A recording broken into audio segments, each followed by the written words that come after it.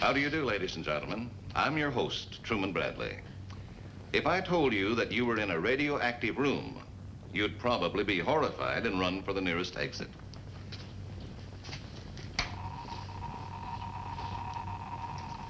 There's a minute quantity of radiation in the air around us, but actually there's nothing to be alarmed about. In small quantity, radiation is completely harmless. This is a carbon dating machine. The amount of radioactive carbon-14 substituted for natural carbon will tell us the true age of an object or fossil. Here's a piece of petrified wood from our great western desert. A fragment of this was inserted in this device. Now, let me turn on the machine and check the dials. The carbon dating machine tells me it is 30,000 years old. The skull bone of an ancient flying reptile. A tiny fragment of the bone is inside this container. This machine says this animal lived 20 million years ago. Yes, science once again opened to us a new exciting field of research that can take us back to prehistoric times.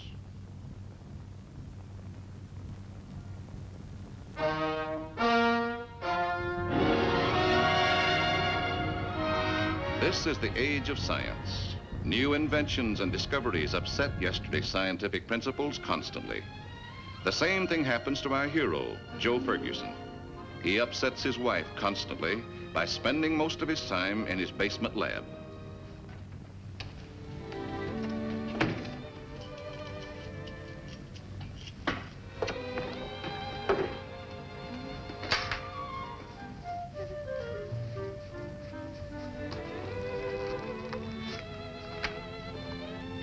Prenatal instructions by Dr. Hemingway. It's George, not Ernst. Hi, darling, I'm home. Hi, Ellie. Be right up. Don't rush, I'll be right down. Hi. Hi, I thought I heard you upstairs. Who are you talking to? Myself? Better watch if it's a bad sign. I know, it's like eating ice cream and pickles. It's a silly combination. Oh, I've really got something to crow about today. Maybe you think I haven't. What's this? Where'd they come from? I haven't the slightest idea. What are they? Prenatal instruction by Dr. George Hemingway, what the prospective father should know. Same author. Anyway, honey, I want you to look at this. I think what I've got to tell you, Joe, is more important. Couldn't possibly be. Wait till Frank sees what I've got. Frank, you with your rocks and he with his bugs. I got the most terrific buy today. Hey, look at this, will you? Another rock. Rock? Why, it's a rare specimen of axonite. It shows the presence of tungsten. Hey, what is it, dear? Oh, Joe, why don't you grow up? You're so wrapped up in your work, you don't even know that I'm alive. That's not true, Ellie. You know it. I come home, and where do I find you? Down here. You spend all day long in a laboratory, and then you come home and bury yourself in another one. I have the most important news in the whole world to tell you. And what do you gloat over?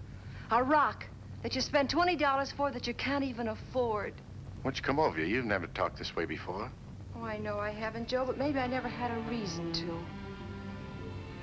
I wanted to be so right when I told you. The right time, the right mood. You had to go and spoil everything. I'm sorry, dear. What is it? We're gonna have a baby. Baby. See, that's wonderful. Now, why don't you just sit right down? Now, take it easy, calm yourself, and don't get yourself excited, please. Oh, you make me so happy and proud of my little wife. Joe, it's more than just being happy and proud. It's responsibility spelled M-O-N-E-Y. What? I'm working. I've got a good job. Do you realize how deeply we are in debt? Do you know what the last 3 years of our marriage has been like? I thought they were pretty wonderful. They were, but every time I'd figure a way to balance the budget, you'd find a new specimen or an instrument to buy. But it's part of my work. I know it is, Joe, but we owe so much money. We still owe Dr. Hemingway $200 since last spring for your appendectomy. He isn't bothering us. You spent $500 last month for that instrument. But it's worth $1,000. I know, another bargain. All right, we need money. Okay. I know where I can get it. Where? The microscope. The man I bought it from said he'd take it back any time. Honey, I tell you, our problems are all over.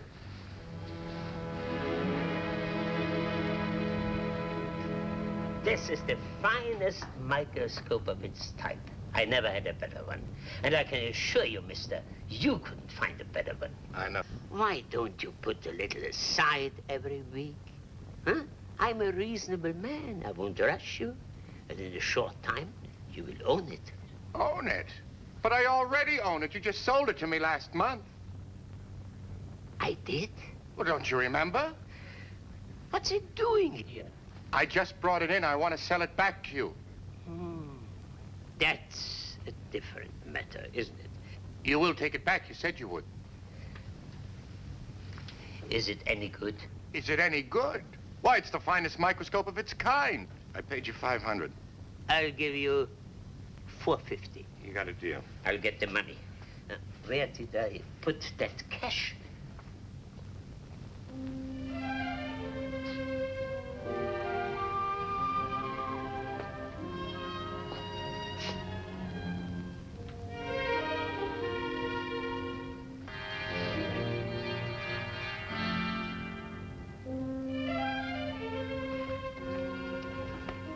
Here it is. Thank you. Let me see that thing with the spider in it. Ah, you mean that piece of fossilized amber? That's an extremely rare specimen, possibly unique. I don't believe it. It isn't possible. Let me use my microscope. Your microscope? It's mine. Your microscope. You know, a thing like this is very old. You are a scientist. I'm assistant geologist for the McAdoo Petroleum Company. Boy, I'd sure like to have this. I paid a lot for it. A thing like this would be hard to sell. There are collectors. What are you asking for it? 1,500. 1,500. That's what I said. No, wait, just a minute, please. I must borrow it from you. I want to try something that I don't believe has ever been tried before. I tell you what I'll do. Here's the $450. You can keep that as deposit. Just tell me frankly, why do you want this? The past is in here, Mr. Rogers. A story possibly 50 million years old may open up an entire new world for us. A world of the greatest importance. What about it, Frank? It's terrific, Joe. The most perfect specimen I've ever seen. And the spider? It's one of the Lycosidae. I believe I can say it is a Lycosa. What's called a wolf spider. How old would that make it? It's hard to tell. Could be 100 million years old. Oh, that's great. Or only a year old. What are you talking about, only a year old? Well, there have been fakes put on the market for unknowing collectors, you know. And I thought the identification of the spider would give us a clue to its age. After all, you're the professor of biology. I'm not. Well, spiders haven't evolved very much, Joe. They're among the world's oldest living creatures, and yet they remain substantially the same as they were millions of years ago. So what about the amber? That's your department. The only thing I can do here with my limited equipment is to determine that it isn't a modern plastic. Now, you hold this while I hold my breath. I'm going to try to chip off a small piece from the side. Don't you think you ought to hire a Dutch diamond cutter? Well, I miss. I own the pieces.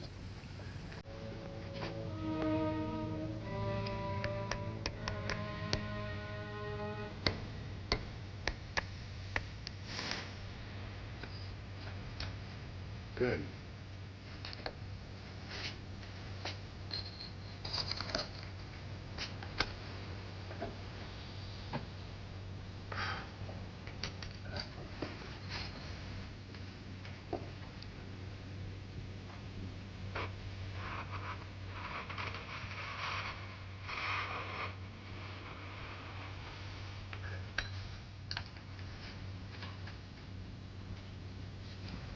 make of it? It's definitely rosin. Not a modern plastic. That still doesn't dispose of all the other objections. It could be hardened gun copal. Yeah, but the only way we can prove its age is by the carbon dating process. And that requires equipment you just ain't got. Say, will you tell me what this is all about? Well, you know the firm that I'm with is one of the companies subsidized by the government to create synthetic petroleum. The dwindling oil supply has become one of the biggest problems of our age. Now, we know that the hydrocarbons from ancient plant life were turned into oil through chemical action in the sun's heat. A process that took millions of years. That's our problem.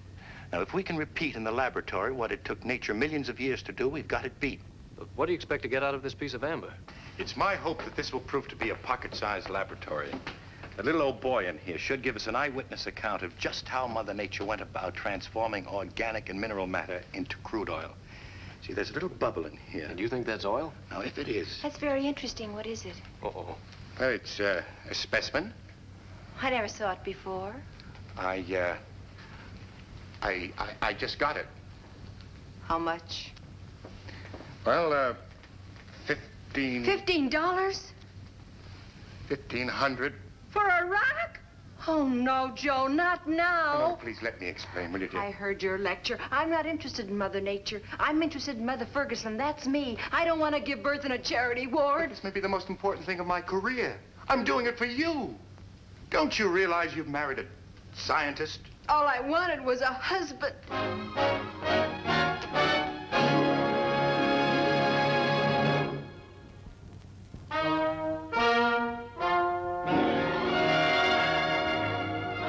Joe Ferguson had the bug more than one way. The spider inside of the ember and the hunch that he is on the doorstep of an important discovery. So he visited the president of the corporation. Well, that's it, Mr. McAdoo. That's the whole story. I see.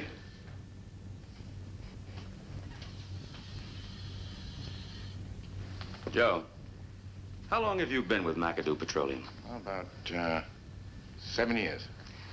Did we treat you well? Yes, sir? Do I pay you well? Yes, sir. Now, what's your specific assignment, Joe? I analyze oil samples. And what's Dr. Mortimer's assignment? He's in charge of research. On synthetic petroleum. I've given him the best equipment money can buy. I know, sir. Now, how many times have you had the occasion to see me in this office? About 5 times. Mm-hmm. And what motivated all those visits? Well, I wanted to present you ideas. Correct, your ideas. Yes, sir. And I backed those ideas, didn't I? That's right. And did any of them ever turn out? No, sir. The last time you had an idea, $30,000 of company money went down the drain. I have a responsibility to the investors, Joe. I don't own the company, I just run it. We're always interested in new ideas, but we just can't afford yours. I like you, Joe, but you're the most impractical man I know. So do me a favor and leave the research to Mortimer, please. But no buts. Of course, I've no objection to your using our research equipment, but only after hours and not on company time. Well, that's all I'm asking for, sir. I'd like to run a carbon isotope test tonight.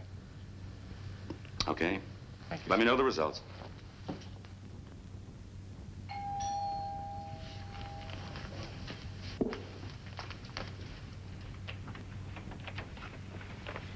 Mrs. Ferguson, Yes? I don't suppose your husband is in. No, he's at work. I didn't have his business address. My name is Rogers. I own an optical supply store on South Walnut Street. Oh, you're the gentleman that sold in the microscope. Won't you come in? Thank you. I want to give him his money back. I have it here somewhere. His money, I don't understand. He gave me a deposit on a piece of amber. Oh, you sold him that. He wanted it so badly. My husband has a weakness for buying things. I see. You don't approve of this purchase. Good. Maybe that we influence him to give it up. You're willing to take it back? Willing? I'm anxious to have it back. Oh, Mr. Rogers, won't you sit down? Thank you. You know, with Joe, Probably I would have to wait 6 months for my money. It so happens that a wealthy collector just came to town from San Francisco. I told him about the piece, and he wants it.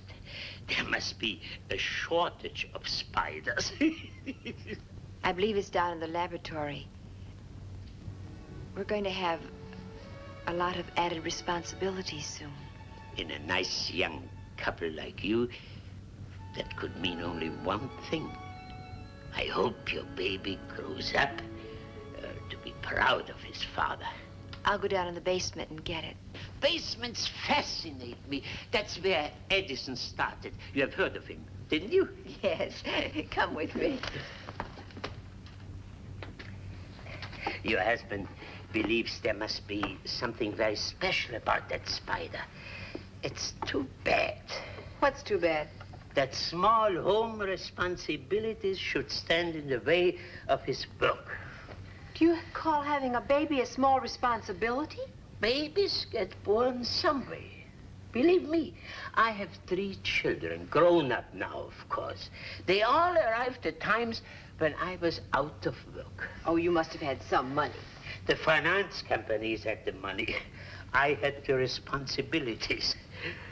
I wonder what that can be. One of my sons wanted to be a chemical engineer. He never got the opportunity. There. You see how important money is? He lost his life in a war. Oh, I'm sorry. Ah. There. Oh, he's still in there. Hasn't moved a leg. Now, I hope I remember how much it was. I'm a little bit absent-minded. Do you remember how much the balance was? That I remember. $1,000. It's a lot. Huh? You know, I'm a gambler, and I'm willing to bet Joe, with all this fine equipment, knows what he is doing. Here. Mr. Rogers, before you go, how would you like to gamble on a piece of my homemade cake? Oh, that's a sure thing. How could I miss? Would you like another piece, Mr. Malloy? Thank you.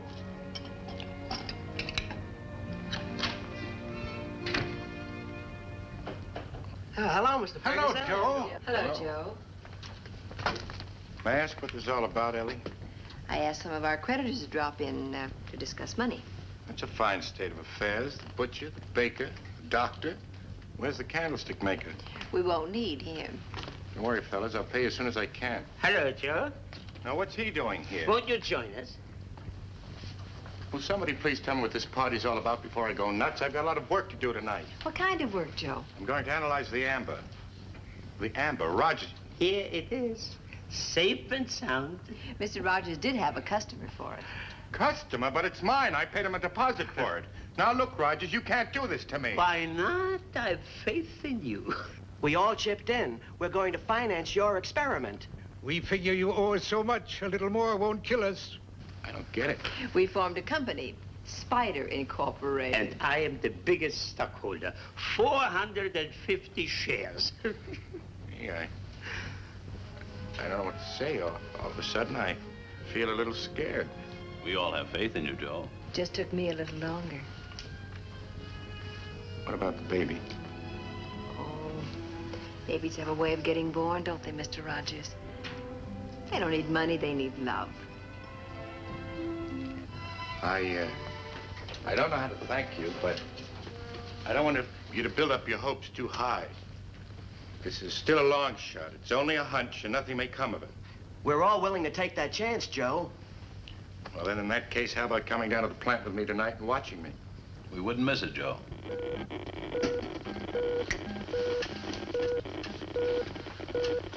Watch the radiation counter. The lights will tell us the story. According to my calculations, the specimen is 50 million years old. 50 million, yes. Well, what have we here? Hello, Mr. McAdoo. I didn't expect you. I was working late and saw the lights. Who are all these people? This is my wife, Ellie, and these are my friends. All right. They have financed my venture. I've just verified the age of this specimen. 50 million years. You see that small bubble in here? You mean at the end of one of the spider's legs? Yes, that's it.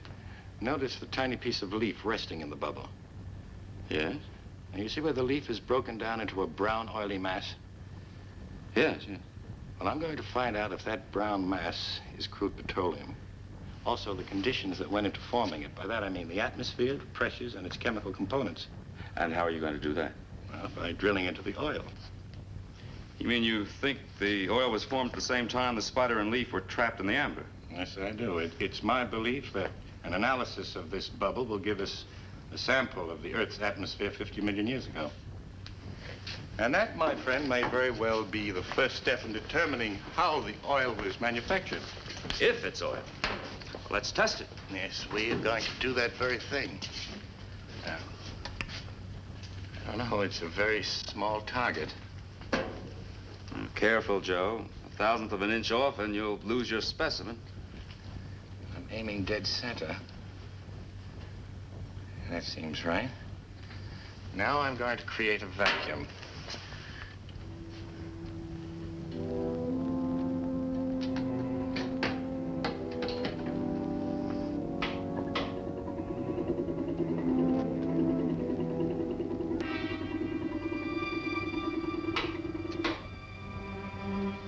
Now for the first answer. We'll analyze the spectrum of the air in that bubble.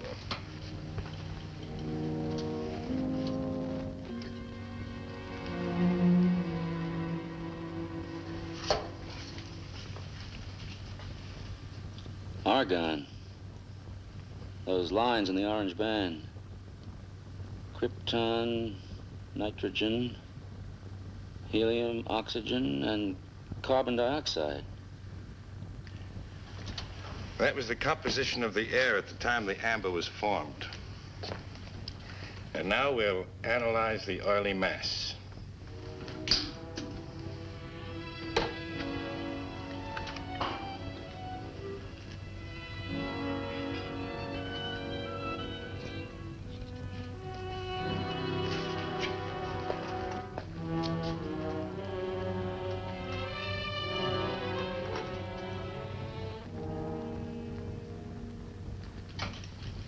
Petroleum, all right. Granted it is, and accepting the fact that you've got a true picture of the Earth's atmosphere, how do you propose to make it in less than 50 million years? By using electricity as a catalyst? What are you driving at? Well, 50 million years ago, the Earth's atmosphere was loaded with electrical static. Bolts of powerful lightning were discharged continuously. I want to recreate that same condition here in the laboratory. Now, I will place animal and plant tissue on this slide, and then use the very same gases we found in the bubble.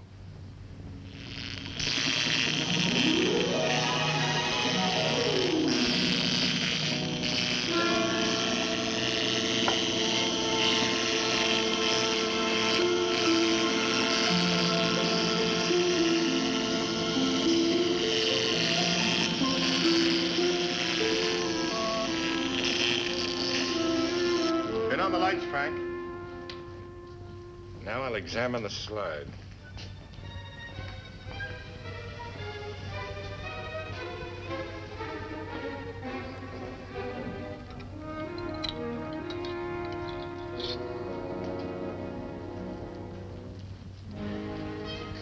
It's oily, all right.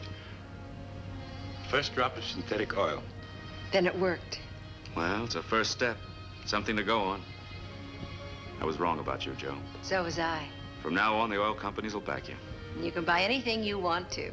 What about us? Spiders Incorporated. Don't worry, you'll make a profit. Your faith may be responsible for the birth of a new industry. What Mr. McAdoo says is right. You've all been wonderful friends.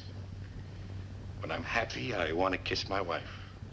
When I kiss her, I'm happy. It's a vicious cycle. It should happen to me.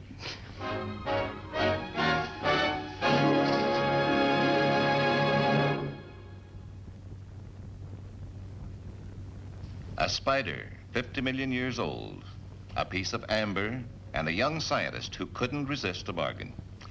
A strange combination, but they might have added up to an important discovery. Stranger things have happened. After all, it is said that the law of gravitation was discovered because an apple fell off a tree. Of course, what we've shown you was fiction, but often fiction and truth run a very close parallel. I'll be back in just a moment.